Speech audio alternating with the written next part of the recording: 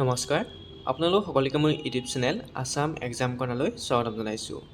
যিসকল ছাত্ৰ ছাত্ৰী FYUGP 5th ছেমিষ্টাৰত পঢ়ি আছে অৰ্থাৎ 6th ছেমিষ্টাৰলৈ পাব এইবুলি যিসকল প্ৰথম বেচ আছিল FYUGP অৰ্থাৎ 4 year আণ্ডাৰ গ্ৰেজুৱেট প্ৰগ্ৰেমৰ প্ৰথম ছাত্ৰ ছাত্ৰী আছিল তেওঁলোকে এইবুলি 6th ছেমিষ্টাৰলৈ পাব যিহেতু 5th ছেমিষ্টাৰ শেষ হৈছে 6th ছেমিষ্টাৰ পোৱাৰ পিছত হয়তো এতিয়া তেওঁলোকৰ মনত এটা প্ৰশ্ন হৈছে যে তেওঁলোকে কোনটো ডিগ্ৰী পাব, 3 বছৰীয়া পাব নে 4 বছৰীয়া পাব।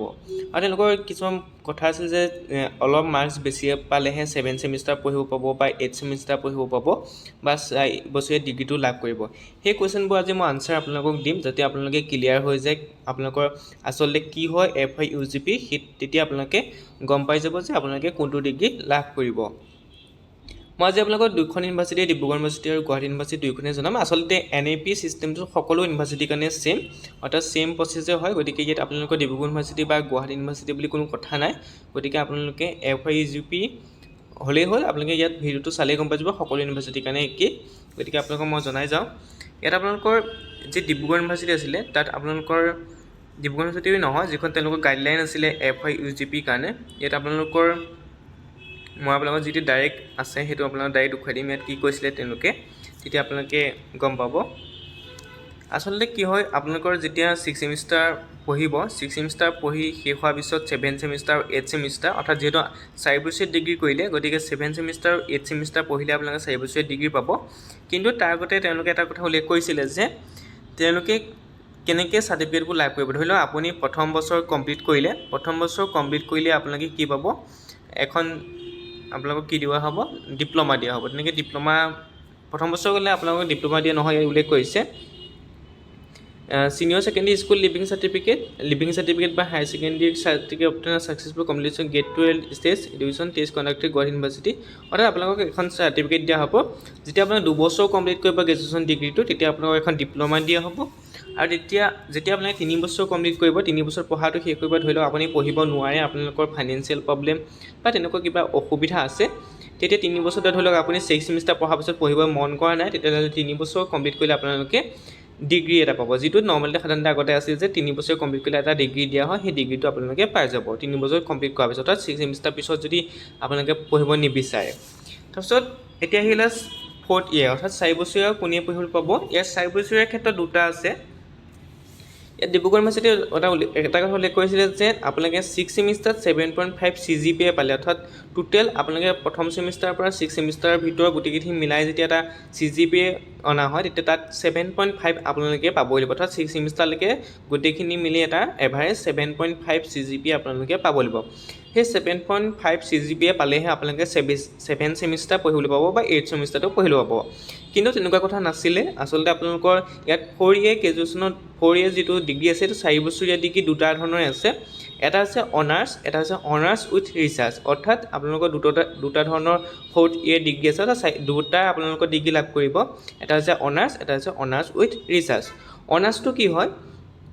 যেতিয়া আপোনালোকে 6th ছেমিষ্টাৰ কমপ্লিট কৰিব তেতিয়া আপোনালোকে 7th ছেমিষ্টাৰ বা 8th ছেমিষ্টাৰ পঢ়িবলৈ পাব। অৰ্থাৎ 6th ছেমিষ্টাৰ কিন্তু আপোনালোকে কমপ্লিট কৰিব লাগিব, অৰ্থাৎ তেতিয়া আপোনালোকে 7th ছেমিষ্টাৰ 8th ছেমিষ্টাৰ পঢ়ি 4 বছৰীয়া ডিগ্ৰীটো ল'ব পাৰিব। ইয়াত কোনো ধৰণৰ 7.5 CGPA লাগে বুলি উল্লেখ কৰা নাই, অৰ্থাৎ নৰ্মেল ডিগ্ৰী হ'ব, খালি আপোনালোকে অনাৰ্ছ পাব। যিটো 7.5 CGPA বুলি কৈছে সেইটো ক্ষেত্ৰত আপোনালোকক কিন্তু কি হ'ব লাগিব, ৰিচাৰ্চ কৰিব লাগিব। তাৰ কাৰণে আপোনালোকক যেতিয়া আপোনালোকে ধৰি লওক ইয়াত আপোনালোকে এটা কথা কওঁ, ধৰি লওক আপুনি ফাৰ্ষ্ট ডিভিজন পাইছে, আপুনি নৰ্মেল ফাৰ্ষ্ট ডিভিজন পাইছে, কোনোবাই সেইটো ডিষ্টিংশ্যন লৈ পাছ কৰিছে, তেনেকুৱা ধৰণৰ হ'ব। ইয়াত তেনেকুৱা আপুনি সেইটোকে ভাবি লওক, আপুনি মেট্ৰিকটো পাছ কৰিছে কিন্তু আপুনি নৰ্মেল ফাৰ্ষ্ট ডিভিজন পাইছে, কোনোবাই সেইটো ডিষ্টিংশ্যন পাইছে, কোনোবাই ষ্টাৰ মাৰ্ক পাইছে, কোনোবাই লেটাৰ পাইছে, সেইটো তেনেকুৱা ধৰণৰ মানে আপোনাতকৈ তেওঁ ওপৰত থাকিব। সেইটো কাৰণে কোৱা হৈছে যে অনাৰ্ছ উইথ ৰিচাৰ্চ।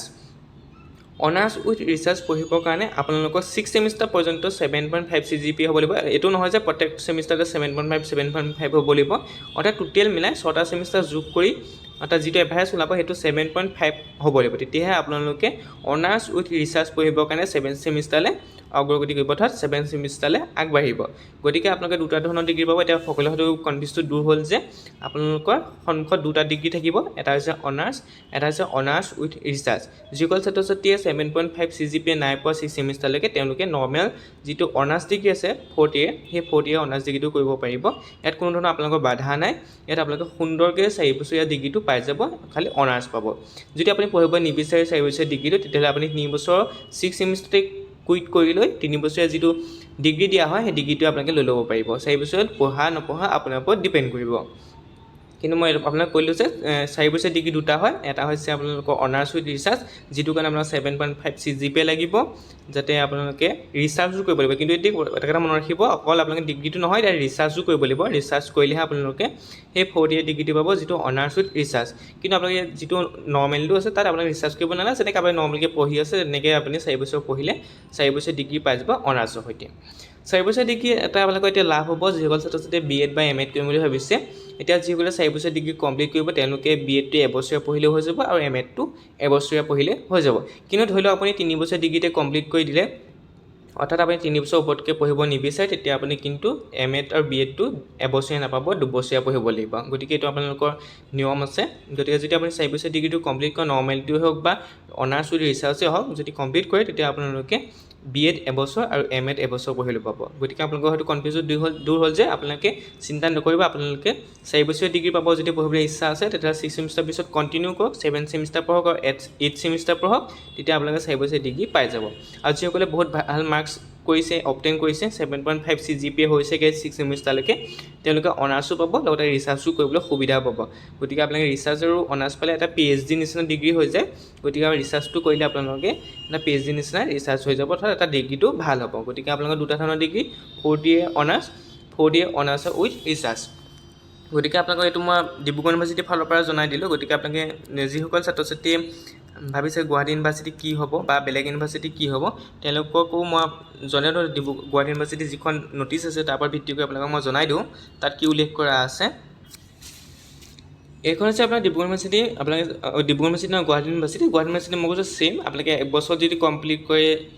চাৰ্টিফিকেট পাব 2 বছৰত কমপ্লিট কৰিলে ডিপ্ল'মা আৰু 3 বছৰত কমপ্লিট কৰিলে বেচেলৰ ডিগ্ৰী আৰু 4 বছৰত কমপ্লিট কৰিলে ইয়াতো উল্লেখ কৰিছে যে বেচেলৰ ডিগ্ৰী অনাৰ্ছ আৰু bachelor degree honours with research অৰ্থাৎ আপোনালোকৰ ইয়াতো দুই ধৰণৰ আছে এটা 4 বছৰীয়া এটা হৈছে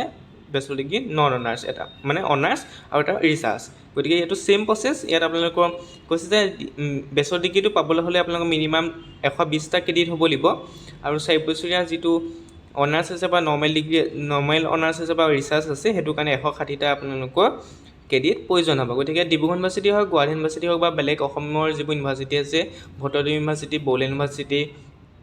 কটন ইউনিভাৰ্চিটি যি ইউনিভাৰ্চিটি নহওক তাতো ছেইম প্ৰচেছ আপোনালোকৰ NAP প্ৰচেছটো ছেমেই হয় গতিকে সকলোৰে ক্ষেত্ৰত একে যিসকল ছাত্ৰ ছাত্ৰীয়ে 6 ছেমিষ্টাৰ পঢ়িছে তেওঁলোকে ভালদৰে পঢ়ি যাওক 3 ছেমিষ্টাৰ এক্সাম দিছে 6 ছেমিষ্টাৰলৈ পাব তেওঁলোকে 6 ছেমিষ্টাৰ 7 ছেমিষ্টাৰ 8 ছেমিষ্টাৰ ভালদৰে কমপ্লিট কৰক আপোনালোকে 4 বছৰীয়া ডিগ্ৰীৰ লগত অনাৰ্ছ পাই যাব অনাৰ্ছ ডিগ্ৰী পাব তেতিয়া আপোনালোকৰ পিছলৈ সুবিধা হ'ব গতিকে আপোনালোকে ইমানখিনি যেতিয়া পঢ়িলে আৰু এবছৰ পঢ়ি দিয়ক তেতিয়া আপোনালোকৰ হৈ যাব আৰু যিসকলে ভাল মাৰ্কছ পাইছে 7.5 CGPA পাইছে তেওঁলোকে অনাৰ্ছটো পাবই লগতে ৰিচাৰ্চো কৰিবলৈ সুবিধা পাব ৰিচাৰ্চটো কৰিলে আপোনালোকৰ কাৰণে ভৱিষ্যতটো ভাল পায় গতিকে আপোনালোকৰ এইখিনি কথা জনাই দিলোঁ গতিকে আপোনালোকৰ হয়তো কনফিউজখিনি দূৰ হৈ গ'ল